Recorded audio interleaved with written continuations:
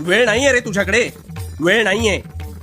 रोज स्वतःला सांगतोस अजून वेळ आहे, आणि रोज स्वतःची स्वतःच फसवणूक करतोस हे कळत नाहीये तुला.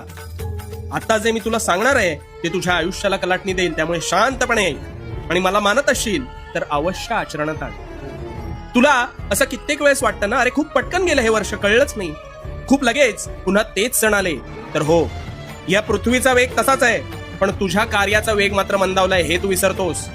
ही धरणी त्याच वेगाने घिरट्या घालतीये, पण तू मात्र तुझ्या सुप्त मनाच्या आरामशाही जाळ्यात अडकून पडलायस. कसं ते सांगतो.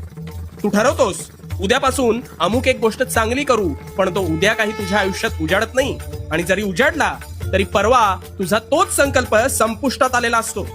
आतापर्यंत हेच होत आलंय, हो ना? आणि म्हणून तू मागेस. अरे वेळेचा वेग तोच आहे, पण तुझ्या कार्याचा, हालचालींचा वेग मात्र मंदावलाय, आणि म्हणून तुला वेळेचं भान राहत नाही. आधी तुझ्या ऐशोआरामी मनाचं ऐकणं बंद कर, ते तुला तात्पुरता आनंद देईल. आणि उठ, तू या भूतलावर मानवी रूपात जन्म घेतलास, तुझ्या तल्लक बुद्धीचा आणि बुद्धी चातुर्याचा योग्य वापर कर. आणि हो, वेळ नाहीये तुझ्याकडे, वेळ नाहीये तुझ्याकडे हे तुझ्या निद्रावस्थेतल्या मनाला खडसावून सांग. आणि उठ, खडबडून जागा हो. ह्या जीवनात यशस्वी होण्याचा एकच पर्याय.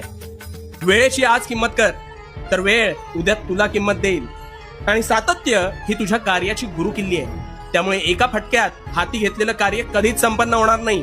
पडझड होईल, होऊ दे, पण थांबू नकोस. सातत्य ठेव, तू सफल होणार हा माझा विश्वास आहे.